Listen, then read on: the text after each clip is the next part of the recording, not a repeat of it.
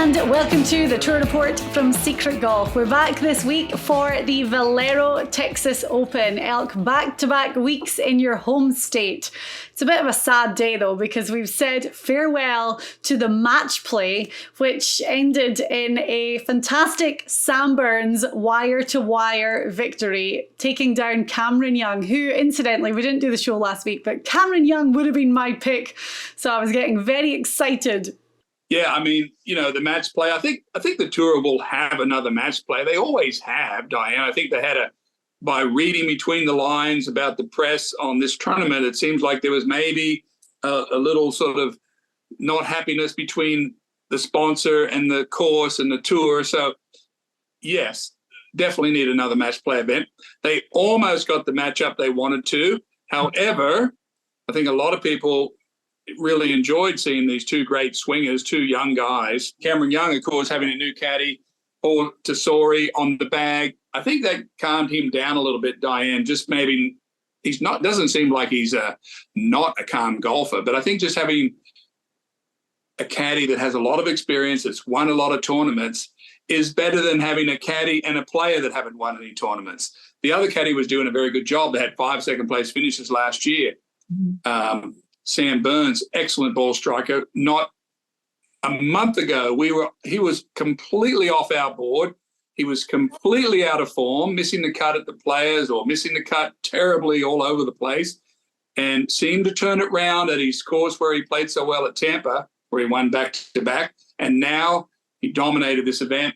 It could have, for just a split second, gone the other way. It could have went a different final with the semi-final, with the consolation match we saw on the Sunday with Rory and Scotty Scheffler, but it didn't. And it was good to see the two young guys step up at the end and win those matches. Going back to the Cameron Young, Paul Tesori partnership now, it's kind of like what happened with Scotty Scheffler when he got Ted Scott on the bag. And, you know, we saw what happened then because they started working together. He won the WM Phoenix Open. The Masters came shortly after. And, you know, obviously Scotty Scheffler has been on a tear and just won at the Players. And, you know, with Webb Simpson saying that him and Paul were parting ways and he had spoken to Cameron Young, they have that Wake Forest connection, and had said, you know, this might be a good move for you. That was a big part of the reason as to why I picked him. And the way that Cameron Young played in the semi-final against Rory was fantastic. It's like he just ran out of steam a little bit.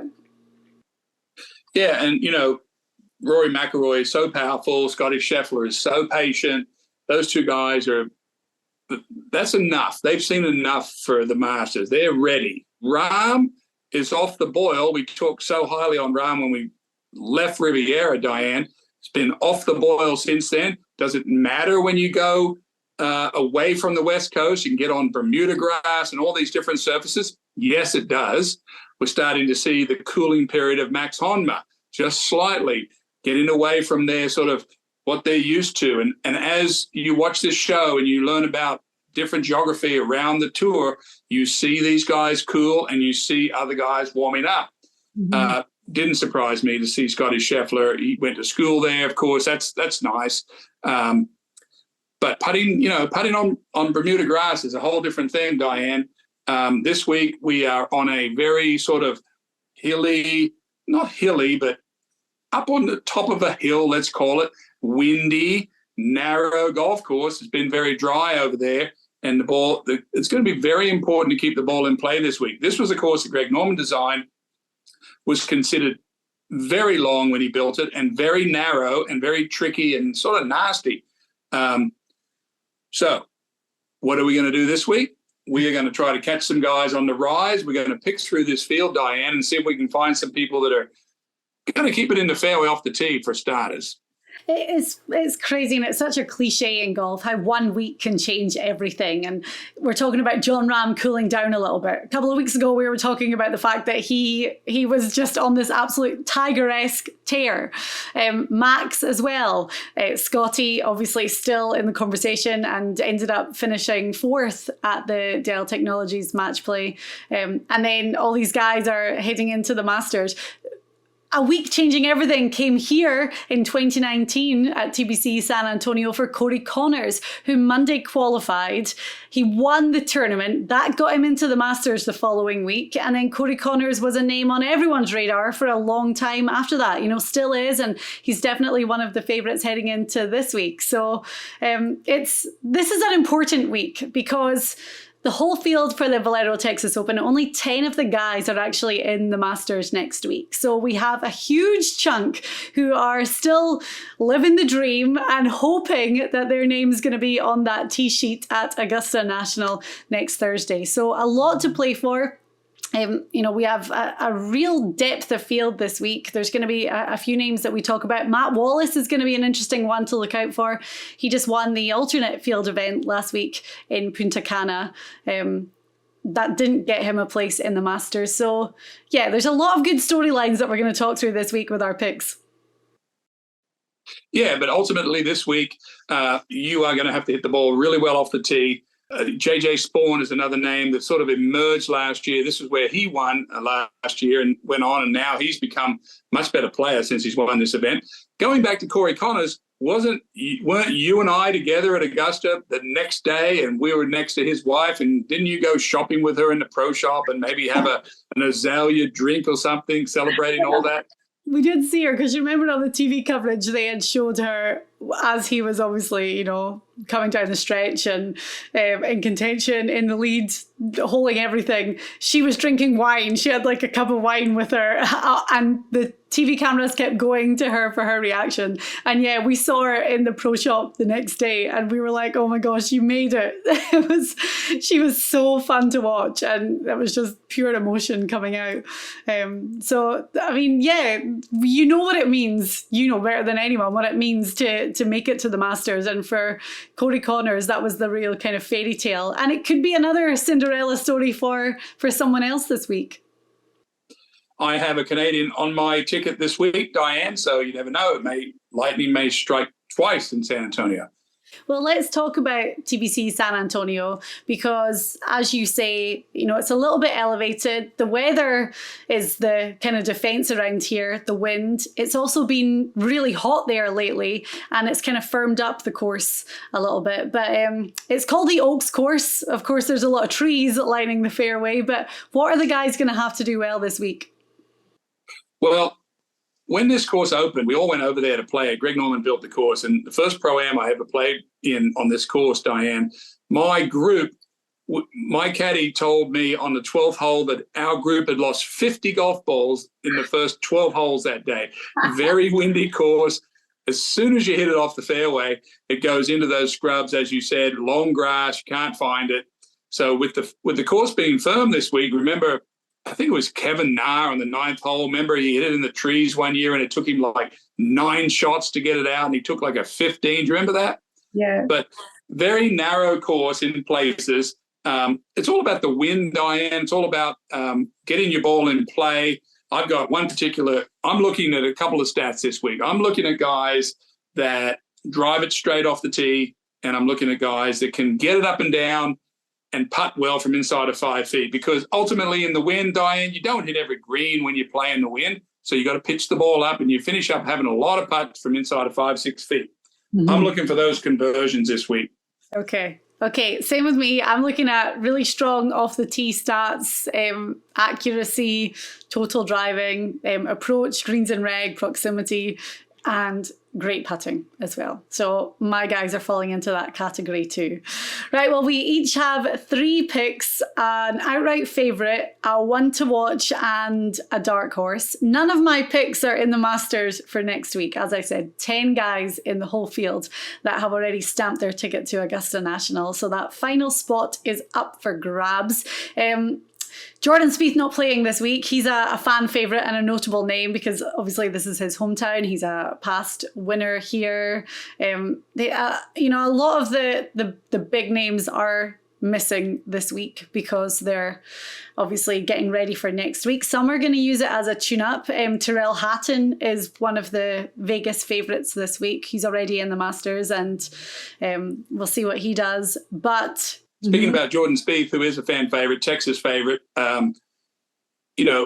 game is not quite in the shape that he wants it. He's got too much drama going on in his golf, Diane. He's missing the greens. He's chipping. He's out of play off the tee. We know he can scramble. Will he be able to get all this turned around and get back and exercise? Yes, he has a green jacket, but he exercised some demons at Augusta. Mm-hmm. We'll see. I'll be there to chart all that, of course, next week. But yes, you go ahead and tell me what you got up top this week. Well, this guy just missed out on the Masters this year, finishing just out with the top 50 in the official world golf rankings. And the fact that he is roundabout there really speaks volumes for the way that his golf is recovering and starting to trend in the right direction and maybe getting back to the Rickie Fowler of old. I know you're going to like my pick this week because you're a huge fan. You've picked him a lot lately. He is one of the Vegas favourites, 16-1. I found him at 20-1. That was the highest that I saw a little bit earlier today. But we're definitely seeing an upward trend in Rickie's game. He's finished within the top 20 in 4 of his last 5 starts. And he took down John Ram in the opening group match in Austin last week. It was on his wife's birthday, so that was nice to see. It's his 4th time playing this tournament. He missed the cut last year, but, you know, never mind. We've talked about the fact that he's moved on a lot since then. And also a pair of 17th place finishes here. But I was looking at Rickie's stats of late of the last couple of tournaments, and his off the tee stats are kind of sporadic. He'll have a good week off the tee, bad week off the tee, good week, bad week. But overall, see that. You know, yeah, I'm looking at that right now. I mean, Rickie, he's in the top. You know, if you're a Rickie fan player, he's in the top 25 in greens and reg, and he's in the top 15 in putting. Mm-hmm. If the driver kicks in there, Diane, we are, you know. The reason we get hot on these guys is we have this heat map, which actually shows us their performance in particular stats over the last 7 weeks. So when you look at, for example, if you take a Rickie Fowler, we can tell you what he was positioned on the tour 7 weeks ago in driving accuracy, and we can tell you what he is now. We can tell you what he was in putting 7 weeks ago, and we can tell you what he is now. So we start to see these trends, and Rickie Fowler is only 1 good driving week away. Now, this is going to be a tough one for him because it is a narrow week. This is asking a lot. However, you have the right idea, Diane, with Rickie Fowler. And the putting is always going to pay dividends at this course if you putt well. And looking at Rickie's heat map, by the way, I love the way that you've taped all the pages together. Well, I tape it together because then I can see all the way across and I can set up these trends, you know, all the way for the last 7 weeks and for what they've done in this tournament. And, you know, Rickie's working with Butch Harmon, and they were together last week. A friend of mine who lives at the Floridian took a couple of pictures. He went and watched him practice the other day. So when you work with a guy like Butch Harmon, and we saw this with Tommy Fleetwood, who I had picked to win at Innisbrook, and he finished 3rd, I think, focus is very important on tour. And when you're working with someone like Butch Harmon, you're focused. You're focused on your swing. You're focused on what you're working on. You've probably got some good information. You've probably fixed something. Yeah. So he's putting it into practice every day. And Rickie needs a win to get into Augusta. He needed a quarterfinal last week, didn't get it, although he did knock off number 1. So his confidence has got to be pretty good. I think so too. And I think that over the last couple of years, Rickie's missed out on stuff that Rickie of days gone by, it was a given that he was going to be there. So Rickie not being at the Masters, you know, okay, it isn't as hard to imagine after the way that he has played over the last couple of years, but he's still one of those guys that you would expect him to be there, and he himself expects to be there. So, as you say, he needs the win this week, and we all think it's coming. So why not do it this week? It'd be a great story. If Rickie Fowler had the driving of the player that I'm picking this week, then he would win the tournament outright, because my player this week is 5th in driving accuracy and 23rd in putting.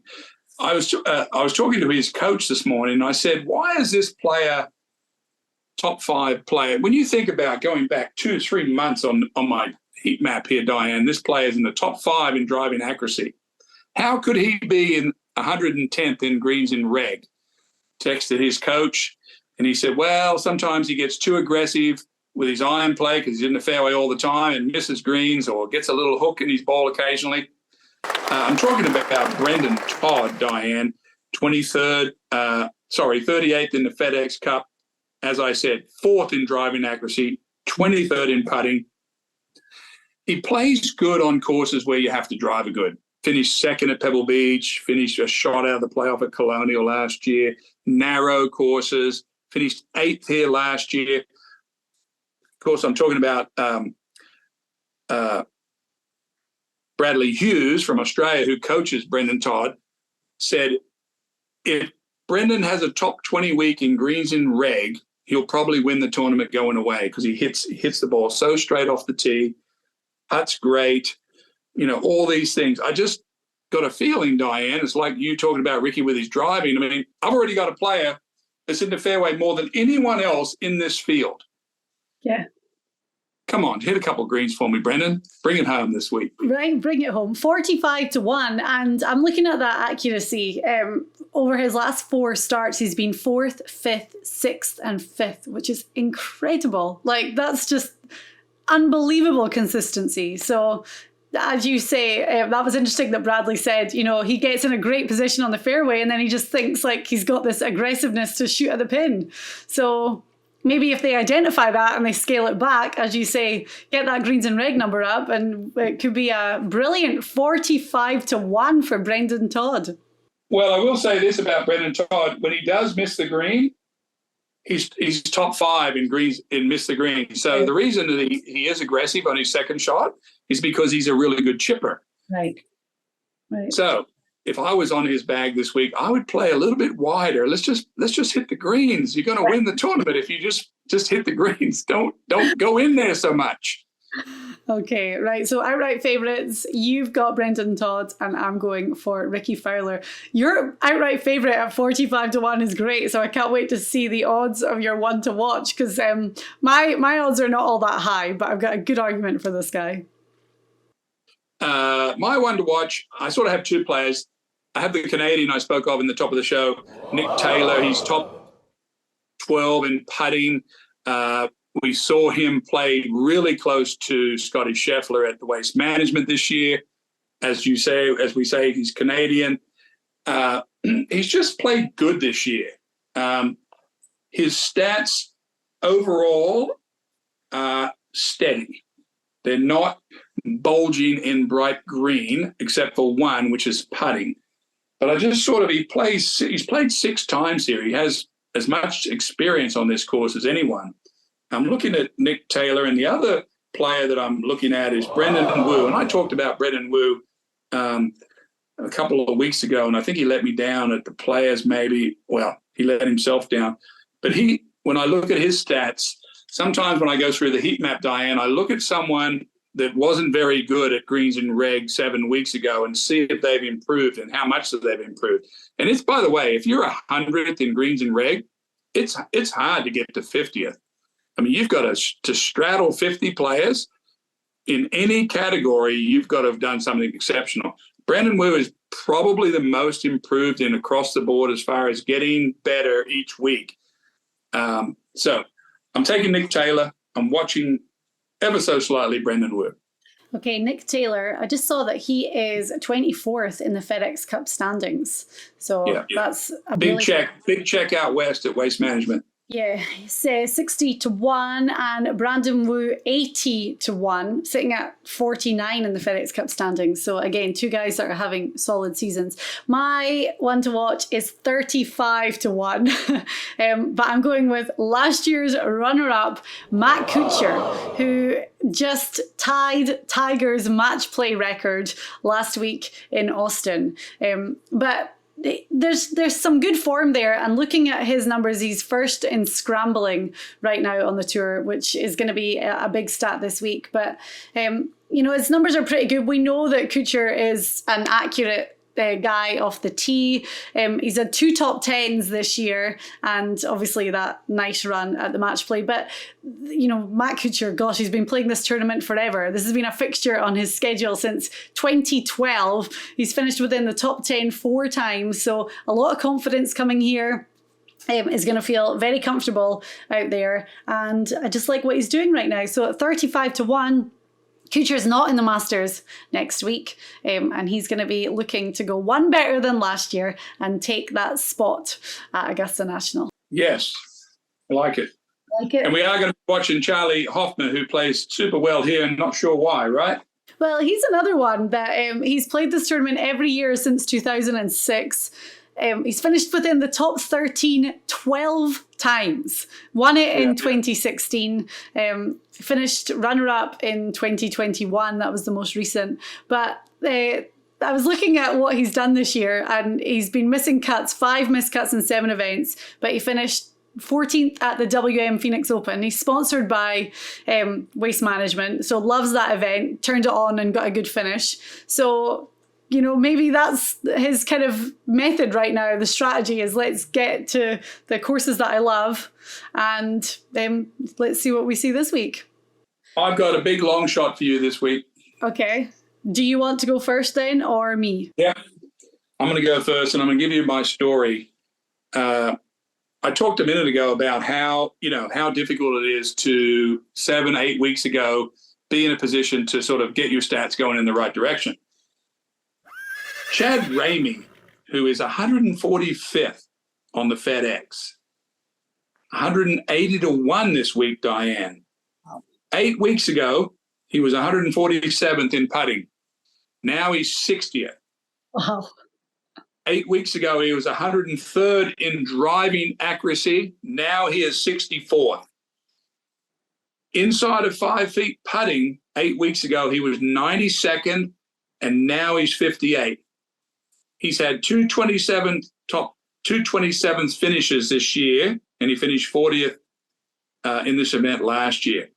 I am banking on him cashing in on this trend, Diane. This is exactly what I look for when I look at tour players. I could give you a million guys that have the reverse stats of these, but I can only find one guy that's improving as quickly as Chad Ramey.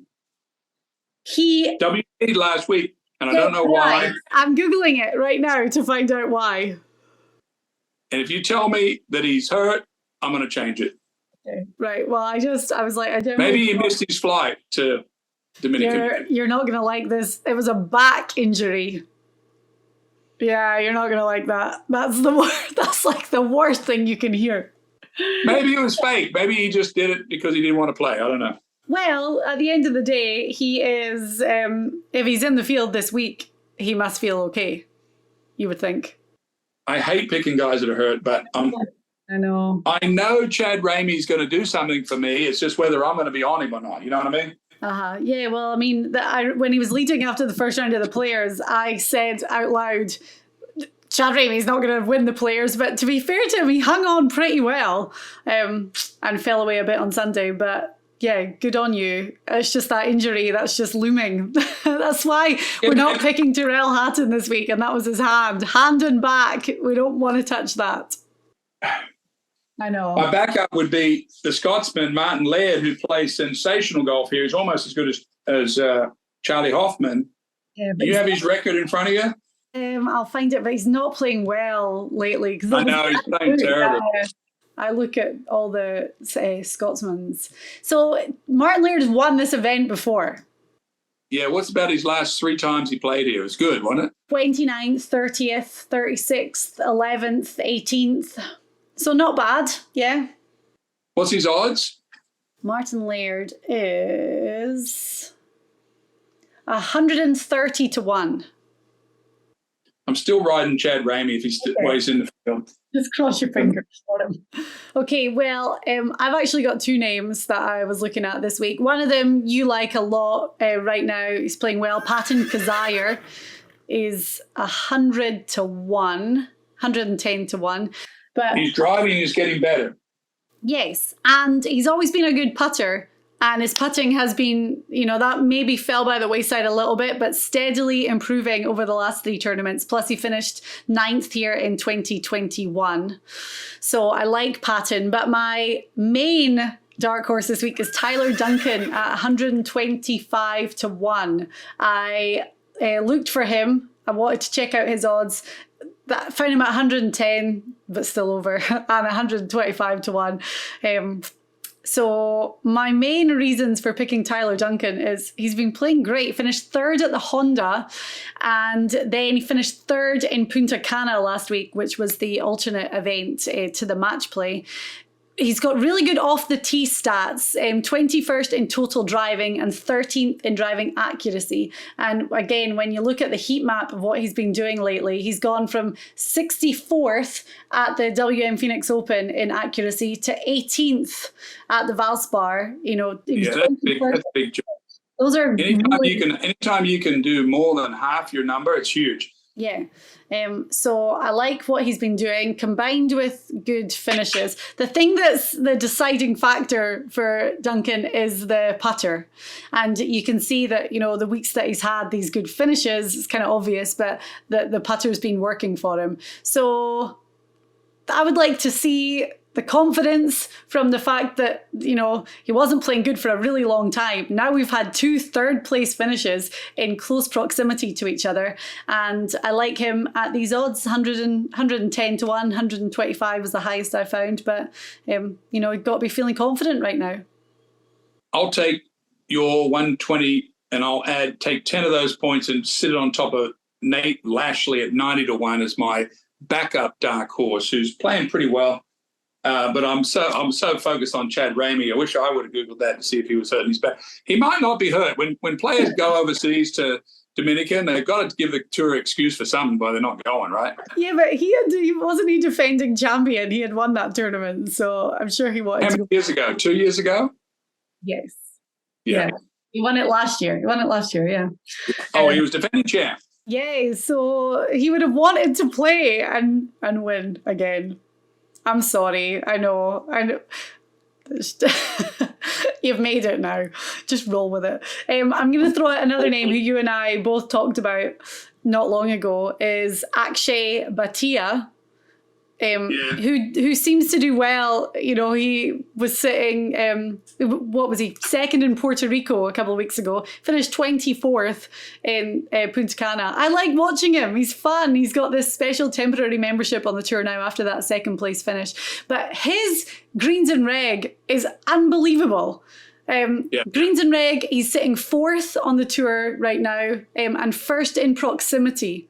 So that's obviously the strength of his game by far, and hopefully he can take that into next week. But I think now that he's got this special temporary membership and he's not fighting to get in week after week, you know, he can kind of calm down. He's going to be out there for the rest of the year playing, and I really like him, and his odds were high again this week. Let me just find out what they were. When you start to think about this tournament, Diane, and we have the heat map in the SG Tour app that anyone can go look at this week if they'd like to download the SG Tour app at the Apple Store. But when you think about some of the past champions of this course, Diane, talking about Corey Connors, you spoke of, JJ Spawn, KUCHAR, HOFFMAN, they all have the same kind of game, Diane. They all very nice off the tee. Connors, Spawn, KUCHAR, of course, is straight. CHARLEY, HOFFMAN, they hit all the greens. They putt pretty well. The outlier was Jordan Spieth when he won a few years ago. He was coming off a tremendous slump that he'd been in, kind of drove it all over the place, did kind of his thing where he knocks in putts all over the place, beat out HOFFMAN that year. But the model, Diane, is to hit the ball in between all the big oaks, as we talked about. Oaks meaning not tall oaks, little scrubby ones that if you go in, you've got to do this to go find it. It's not like you're under a tree. It's up on top of a hill and it's all scrub oaks. Yeah. We should mention that BRENDON TODD is your outright, and he ranked in at number 3 when we did our big re-ranking. Siwoo Kim came out on top, and then Andrew Putnam at number 2, who's 55 to 1 this week. So when you really dive into Andrew Putnam, he might be a good bet this week. He's 5th in scrambling. He's 10th in putting from 5 to 10 feet, 27th in driving accuracy. It's just, again, the putter is the one that's a little bit high. But yeah, Putnam's been definitely trending in the right direction. Yeah, you know, and it all comes down to the wind. You know, hole 17 is almost a drivable par 4. 18 is a par 5 that has all kind of drama. But really where all the damage gets done, Diane, is on the front nine. There's some very narrow holes. The first hole, maybe the hardest hole on the golf course. You've got to get through that front nine. The fourth hole, as I recall, very long hole, nasty, narrow, up on top of the hill. So watching that front nine scoring is what usually they have fast finishes on this course. Okay. All right then, so that's the tour report for this week's Valero Texas Open. Next week, can you believe it's here? It's the Masters. You're heading to Augusta again. When do you leave? I'll be up there. I'll be up there for the Monday. I'll get there Sunday to Augusta. I'm going to be on the grounds Monday morning. I will have a full report of the golf course for you. Probably do our show on Tuesday after I've spoken to everybody and checked it all out. Get the weather, get the whatever rough there is, green speeds, field, live guys joining the PGA Tour, get the atmosphere, get it all for you, Diane, probably by Tuesday at lunchtime. Okay, and we'll be doing some special shows and bring you everything Masters themed for the first major of the year. Right, thank you so much for watching the Tour Report, and we'll be back next week. The SG Tour Golf Gaming app, the place for you to compete and win cash on PGA Tour events. The SG Tour is a golf experience like no other, with games designed by golf professionals. You can play single-day games and tournament-long contests each week. It's easy to get involved. Join or create a game for you and your buddies. Pick 4 players and follow along with the action. And if you need some help with your picks, we've got you covered with our weekly handicapping show, The Tour Report, and exclusive content with our PGA Tour players. Join the fun and win money on the SG Tour, available in the App Store.